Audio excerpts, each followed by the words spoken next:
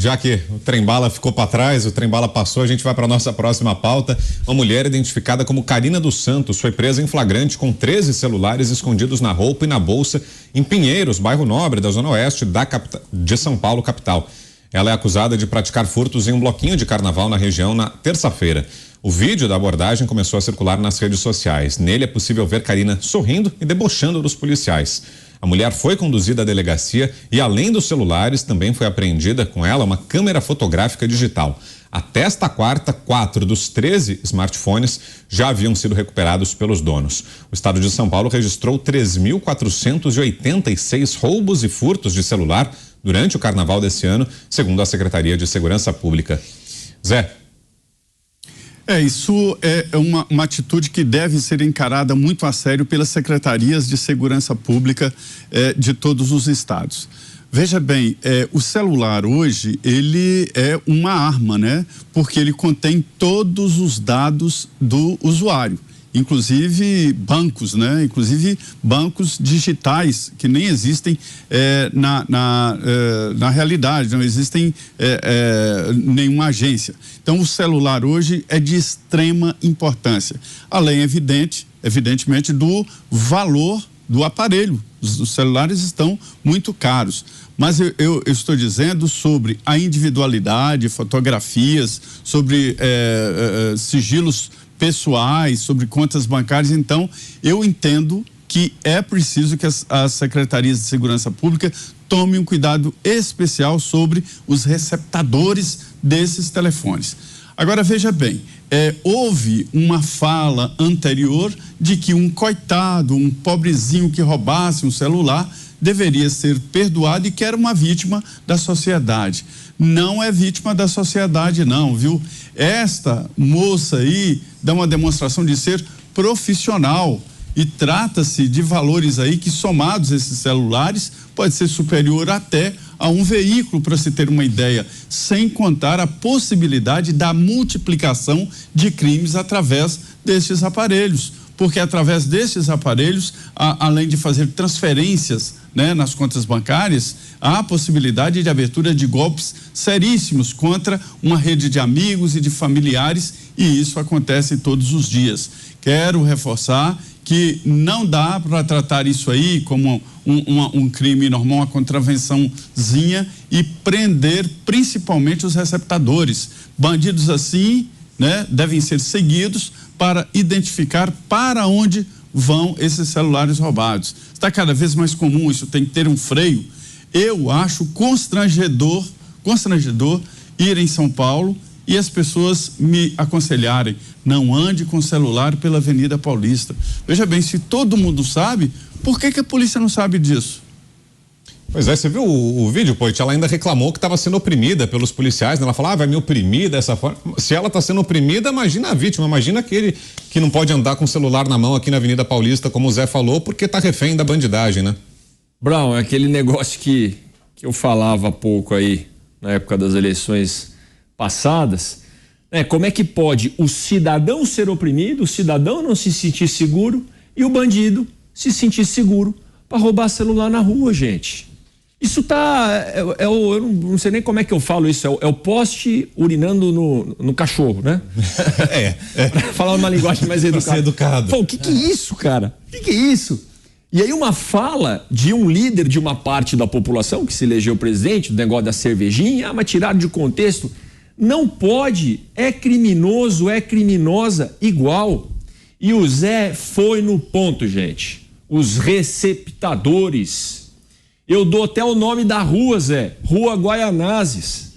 Falei, fui atrás, inclusive, mando um abraço pro pessoal da Associação Pro Centro, que quer revitalizar, quer mostrar que o centro não é só problema com Cracolândia, não é problema com roubo, o centro é negócio, o centro é cheio de empreendedor, é Santa Efigênia, é Rua das Noivas, é 25, é Pagé, Florian. Assim, o Marconi lá da Associação Pro Centro, fomos andar lá. Marconi, o Fábio, o pessoal do hotel, do Ponto Chique, né, o Mango Coworking, fomos andar ali, passei na Guaianazes, está tudo lá, os moleques de bicicleta.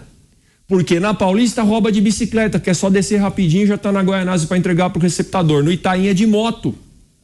E não é o molequinho que rouba pra cervejinha, é que mata, igual matou aquele namorado, foi proteger a namorada na Zona Sul de São Paulo. Aí eu me perguntava, por que a polícia não vai lá e pega?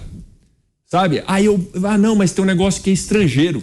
Será que é estrangeiro que são os receptadores, que pega esse celular, manda para países como Nigéria, Angola, alguns países de fora, e lá eles conseguem tirar o e-mail e botar para funcionar. Então precisa envolver a Polícia Federal, que envolva a Polícia Federal. E, sabe, então assim, se não tiver quem compra roubado, não vai ter quem roubar.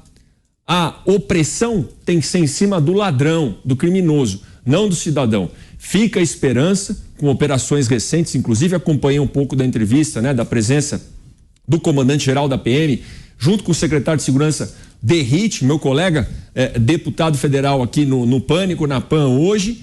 Fica a esperança que algo vai mudar. E a gente vê várias operações no centro, apreensões de celulares, de droga, e a gente desarticula o receptador, que aí o jovem, né, vai ver, opa, parece que esse crime não compensa mais. Alan Gani. Olha só, Brown, o bandido nesse país, ele tem a certeza da impunidade. O criminoso, ele toma uma decisão de assaltar, de matar, enfim, baseado numa relação risco-retorno. O risco nesse país é baixo e o retorno é alto. E isso leva à criminalidade. E ainda mais, ele conta com a chancela ideológica de boa parte da imprensa que trata esse criminoso como uma vítima da sociedade. Como se todo crime fosse um crime famélico. Está roubando para comprar comida, porque está morrendo de fome. Mas ela vai pedir pelo iFood. Ela pegou o celular e ela vai pedir a comida pelo iFood com um cartão roubado. Num restaurante top, evidentemente, né? E se confunde, quer dizer, toda essa chancela ideológica da imprensa que fala assim, os vulneráveis, né, atacaram um turista no Leblon. Mas tem uma infinidade, né, de eufemismos que são utilizados na linguagem jornalística para tratar o bandido como vítima. Nunca é bandido, pode reparar. Nunca é bandido, nunca é criminoso, bandido, ladrão. Não, suspeito, homem não sei das quantas, mesmo que tenha cometido um grave crime. Este tipo de eufemismo, esse discurso também que de parte de intelectuais que o crime, ele é uma vítima da sociedade, etc. e tal, dá toda essa chancela, porque o bandido, do ponto de vista moral também, ele se sente no direito de tomar um celular. Quer dizer, é a degradação cultural e moral do país. Tem países mais pobres que o Brasil, mais desiguais do que o Brasil, e não tem essa criminalidade urbana que tem o país. Por exemplo, o Egito. Mas a cultura no Egito é diferente, Alan. Exatamente isso que eu estou falando. Existem outros fatores que explicam a criminalidade. Não é só esse papinho, esse lenga-lenga de desigualdade. Digo mais, no governo PT, você pegar o índice Gini lá, né, 2003, 2008, até a desigualdade diminuiu. A criminalidade aumentou. Então não me venha com essa história que é vítima da sociedade. Como o Poit e o Zé Maria falaram muito bem, é um grande negócio. E olha a ousadia dela em criticar a polícia.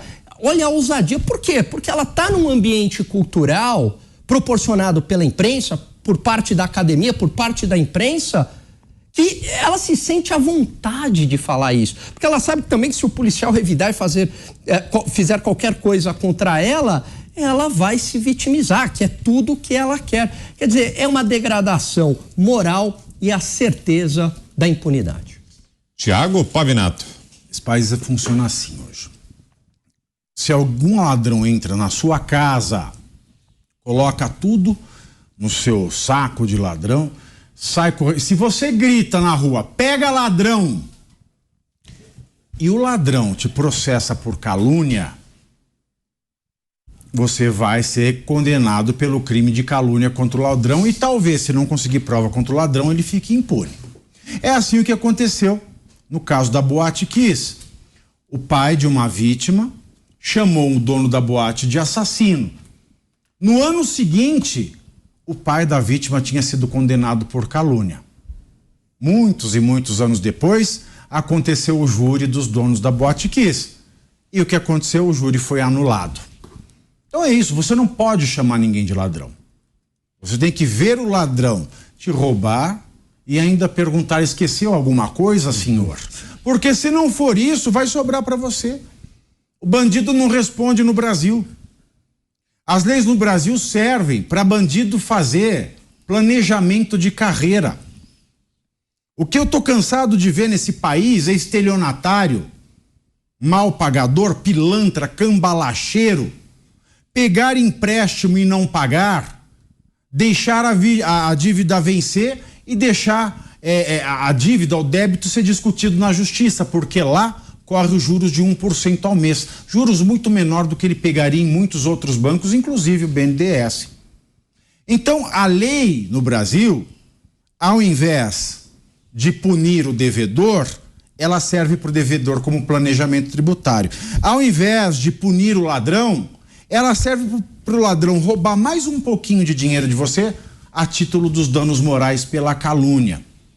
E quando eu ouço esta senhorita, não sei o que é, esse bicho, dizer: precisa oprimir, por que que ela diz isso? Porque aqui em São Paulo é sabido, eu não sei se aquele efetivo policial que estava no bloquinho estava usando a câmera, porque são só 85 mil policiais que usam. Na rota ostensiva é certo, eu não sei se ali eles usavam, parece que não. Mas o que se corre, o que se sabe popularmente é que a polícia de São Paulo hoje usa câmera nos coletes. Então por que uma frase dessa? Porque se ele estiver usando câmera, depois eu vou pedir a anulação da minha prisão, porque o policial foi violento comigo. Então eu falei ali: tá me oprimindo.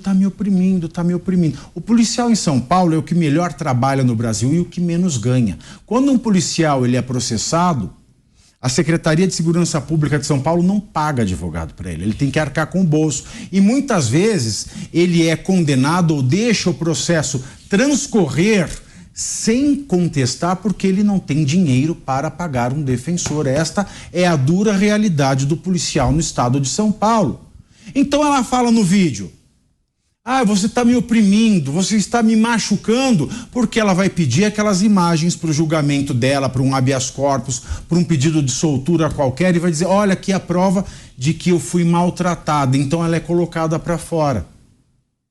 É assim que acontece em São Paulo. Então todas as ações que nós temos num país cheio de mazelas que levam à criminalidade, nós temos aqui um governo eleito com um discurso pró-bandido. Aliás, quem é que ganhou o Carnaval do Rio? Imperatriz Leopoldinense. Qual foi o tema? Lampião. Eu acho engraçado um país que se orgulha de ter uma lei como a Maria da Penha, um país que se orgulha em ter criminalizado o feminicídio, um país em que os políticos vivem dizendo todo santo dia que o amor venceu, a escola de samba que sagrou-se campeã no Carnaval do Rio de Janeiro foi a escola que homenageou o maior estuprador da história do Brasil, porque Lampião era não só estuprador, e existem casos registrados da Gera. Sabe o que é a Gera? A Gera é o estupro coletivo. O bando de Lampião chegava numa propriedade em que alguém devia, ou o dono ou o filho do dono. Se ele tivesse se casando, feito o casamento, ele pegava a noiva antes do noivo e, na frente dele, Lampião estuprava a noiva primeiro e depois o resto do bando, porque ele era o chefe. Ele estuprava sem que os outros antes tivessem feito isso. E se a noiva sangrasse, também existem registros, também há registro disso. Ele socava areia com o cabo do punhal para parar de sangrar, e elas morriam de hemorragia. Então esse foi o homenageado da escola de samba campeã. Lampião era racista. Quando ele chegou uma vez na Bahia e ele viu um juiz preto, ele olhou para um cangaceiro e disse: isso está tudo muito bem documentado nas dezenas de biografias sobre ele, que eu tive a oportunidade de ler todas. Ele falou: como é que vocês querem que esse estado dê certo se aqui até a justiça é preta? Disse isso olhando para um juiz que era preto, a quem ele mandou servir o café antes de falar com ele. Então, misógino, estuprador, racista, miliciano de coronel. Esse era Virgulino de Lampião. Esse foi o homenageado da escola de samba campeã. Esse é o homenageado da escola de samba a quem a primeira-dama aplaudiu, comemorando a sua vitória. E nós vemos aqui agora bandidos rindo da cara de policiais. Por quê? Porque nesse país bandido vira herói. E daí a gente vê também, né, Poit, a importância do investimento em segurança pública, né? Nesse caso da ladra presa aqui no bloco de carnaval em São Paulo, né? Como é importante o envio, né? A entrega de dinheiro para a segurança pública, né? Porque no carnaval aqui em São Paulo foi feita uma operação nunca antes vista, né? Um esquema de segurança com uso de tecnologia, drones, câmeras de reconhecimento facial, enfim, tudo que há de mais sofisticado do ponto de vista de tecnologia foi colocado, né? Para tentar coibir esses crimes no carnaval. Nem todos foram coibidos, mas permitiram esse uso de tecnologia e o emprego desse efetivo recorde. Tudo isso permitiu que a polícia chegasse, por exemplo, até essa ladra aí no bloquinho de Pinheiros, né? E fica um exemplo de como é importante o investimento em segurança pública. Se as leis estão desse jeito, né? Como falaram o Pavinato, o Zé e o Alan, se a legislação brasileira dá a faca e o queijo na mão dos bandidos, pelo menos que a gente tenha a polícia para coibir tudo isso, né, Poit? Perfeito, Brown. A gente já desprioriza o que é prioritário, né? Saúde, educação, segurança. Sempre tem pouco orçamento, fica se falando de obras megalomaníacas, de promessas, mas falta orçamento para polícia. Né? Uma das polícias, muito bem falado pelo Pavinato, né? Uma das polícias mais mal pagas do Brasil. Né? Mais de 80 mil homens e mulheres que estão ali na rua defendendo as nossas vidas, sabe? Uma das polícias que a população em alguns lugares da cidade às vezes nem respeitam. Uma das polícias que enfrenta o crime organizado muito melhor armado em algumas ocasiões. Recentemente o governo, sim, ex-governador Rodrigo Garcia deu mais armas e tudo, mas não remunera com o que eles merecem. Novamente, a esperança agora com o Derrite à frente da segurança pública, porque é um cara do trecho, como se diz no interior aí, é um cara do fronte de batalha. Ele sabe a dor do policial, ele sabe uma coisa que eu falei nos debates ano passado, ele sabe que um policial que está na rua, gente, vale alimentação, porque eu perguntava para os policiais na rua, cara, o que eu posso melhorar que vai afetar quem está na ativa, né? Porque quando você melhora alguma coisa, dependendo do que for no salário, você tem que melhorar inclusive de quem já se aposentou. Não, na ativa tem o vale alimentação, deputado. Ah, é? Quanto vocês ganham de vale alimentação, gente? Chuta você que está em casa aí no comentário. 500, 600, 400 reais, alimentação, vale refeição não tem, vale refeição é aquele que vai na comer lá no restaurante, alimentação é o que você faz a compra no mercado, dependendo do quanto o cara trabalhar, na média 150, 160, se dobrar, se vender, fizer tudo uns 300. Gente, o policial falou pra mim, ô deputado, eu dou pra minha mãe pra ela fazer a feira ou o açougue, porque não dá pra fazer os dois. Que é isso? Que é isso? Eles precisam de respeito, precisam de reconhecimento pelo governo e de integração, Brau. Para concluir, a integração, o trabalho em conjunto da militar com a civil, com tecnologia, vai superar a falta de orçamento.